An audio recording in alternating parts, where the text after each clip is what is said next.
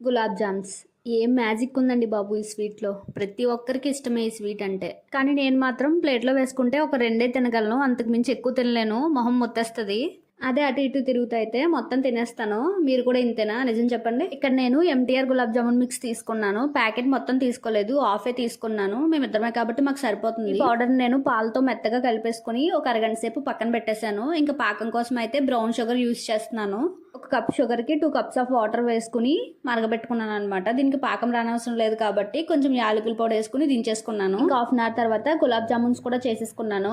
Oil ఎక్కువ heat అవ్వనవసరం లేదు. Medium flame లో పెట్టుకుని లైట్ గా ఫ్రై చేసుకుంటే సరిపోతుంది. నేనైతే కొంచెం బ్లాక్ కలర్ వచ్చేలాగా ఫ్రై చేసుకున్నాను. ఈసారి ఎందుకో జామున్స్ అసలు బాగా రాలేదు. ఎంతసేపు చుట్టినా సరే ఆ క్రాక్స్ కనిపిస్తూనే ఉండేవి. ఇంకా సరిగా రావనుకున్నాను. ఆయిల్ లో వేయగానే విడిపోతాయేమో అనుకున్నాను, కానీ బాగానే వచ్చాయి. ఇంకా ఇలా డీప్ ఫ్రై చేసుకున్న తర్వాత ఇంకా పాకంలో వేసుకుని ఒక హాఫ్ అన్ అవర్ వదిలేసాను. 6 మంత్స్ బ్యాక్ అనుకుంటా నేను బెల్లంతో గులాబ్ జామున్స్ చేశాను. మన ఛానల్లో ఉంటుంది ఆ వీడియో. ఒకటి రెండు తింటే ఓకే గానీ అంతకు మించి తినలేము. అప్పుడు హెల్దీ అన్నారని చెప్పి అలా ట్రై చేశాను. నిజంగా తినలేము బెల్లంతో అయితే. చాలా రోజుల తర్వాత తింటున్నానేమో గులాబ్ జామున్. అసలు అమృతంలా ఉంది. మీకు కూడా గులాబ్ జామ్ అంటే ఇష్టమా? కమెంట్ చేయండి. వీడియో నచ్చితే లైక్ చేయండి.